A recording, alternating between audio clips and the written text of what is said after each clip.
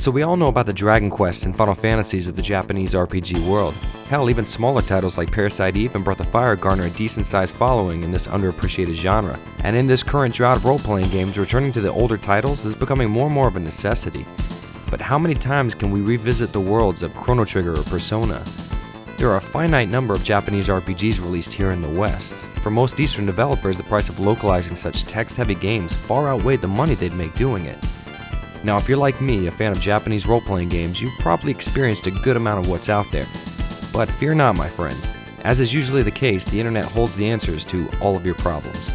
You see, in the 1990s, console emulation began to popularize, and with it came the best thing to happen to RPGs since the SNES: fan translations. Groups of dedicated RPG fans decided they would do what their favorite companies wouldn't, personally translating their favorite role-playing games and releasing these translations to the public that needed them. For most gamers, a simple Google search of the words RPG fan translation will reveal an entire world of games they never knew existed. Games that may have gone unappreciated by Western audiences. Games like Emerald Dragon. Wait, that doesn't sound nearly Japanese enough. Emerald Dragon. Nah, that's better. This game started its life on the MSX in 1995 and was later ported to the more popular Super Famicom. At the time, RPGs were dominating the market, and publisher MediaWorks, who you might recognize from absolutely nothing, decided they were going to get into this goldmine of genre. The result is a unique and interesting game that feels like the work of a developer who was unfamiliar with a contemporary role-playing game, in a good way. In Emerald Dragon, you play as Atrishan, a young dragon living in the world of Draguria. Yeah, I know. Anyways, Atrishan happens upon a shipwreck with a single survivor, a girl named Tamarin. This girl is more or less adopted by the Dragon Clan and raised to adolescence when she decides it's time to return to her home. Atrishan wants to go with her, but it's cursed for dragons and slowly kills them. Not being able to join her, our hero breaks one of his horns from his own head and tells her to use it as a signal whenever she needs him.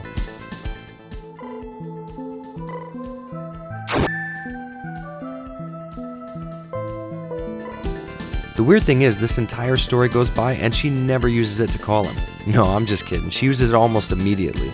And with that, our hero rushes off to save her, which reminds me of something a great man once said. From the first little worm they dare us to eat, to the last big shovel full of snow they convince us we can move, we are nothing more to women than an amusement park ride with life insurance. Atrishan is given the form of a human to survive outside of Draguria, then rushes off to save Tamarin and the rest of the world from the demon army. Not just a demon army, but the demon army. The game's story is more or less a jumping off point that gives you a reason to experience a stronger narrative focus, side stories. Throughout the game, you meet and team up with a wide array of characters, each one uniquely likable. These side characters usually join your party to help you out, but end up resolving some inner struggle of their own. Each of these little offshoots are insanely interesting and do a good job of giving you a reason to continue beyond the typical grind, level up, grind focus JRPGs are known for. And speaking of grinding, get a load of this fighting system. It's kind of weird, and I like that. To me, it's always interesting when a developer can do something new while sticking close to the traditional role-playing game formula. In battle, you can only control Atrishan, and attacking is accomplished by moving him around and literally touching enemies. Kind of like the earlier Ys games, the act of coming in close proximity of an enemy will initiate an attack. As a matter of fact, to do everything like this, from opening a chest to talking to a townsperson, the only way to interact with anything is to touch it. This makes sense in the battles, but I found myself accidentally talking to a lot of NPCs just trying to run around town. No.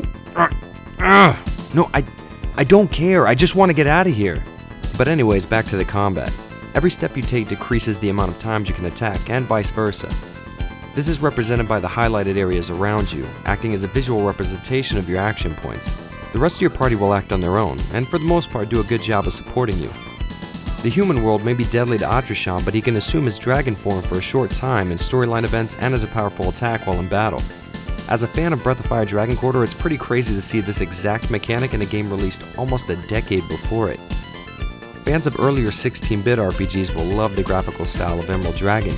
While its sprite work is not on par with games like Tales of Phantasia, characters look well designed and have several animations to help show a little emotion during dialogue. And speaking of emotions, the game's soundtrack won't be bringing you to tears, but it is well made and generally matches the feel of the game's environments. That isn't to say that I didn't like it. It actually sounds pretty good, but thinking back on it now, I can't remember any specific tracks. So when you get down to it, the game's music is well made, but ultimately forgettable. Fans of Western-released SNES RPGs may be surprised to see a good amount of digitized voice work packed in this little Super Famicom game. Aside from the title screen, you won't hear any full sentences, but each character has a distinct voice when being attacked.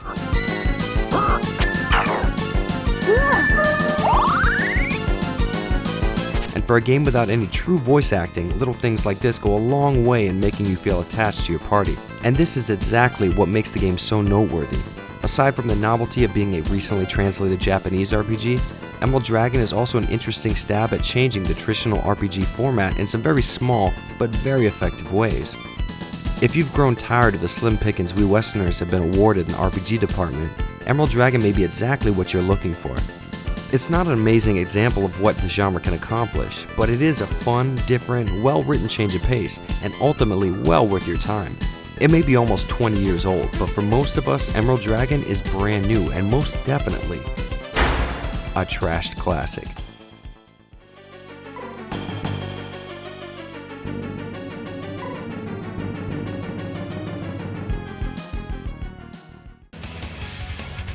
Thanks for watching, guys, and if you're interested in playing this little gem, I'll put a link to the translation patch in the description. But how do you guys feel about emulation? Is it okay to emulate old games because the developer can no longer profit from its sale? Or is it wrong to emulate any game for any reason? Let me know what you guys think in the comments, and if you plan on staying a while, why not enjoy some other role-playing games I've reviewed in the past? If those aren't your speed, you can let me know what RPGs really get you going on my Facebook or Twitter accounts. Just please don't let it be as sexual as that just sounded.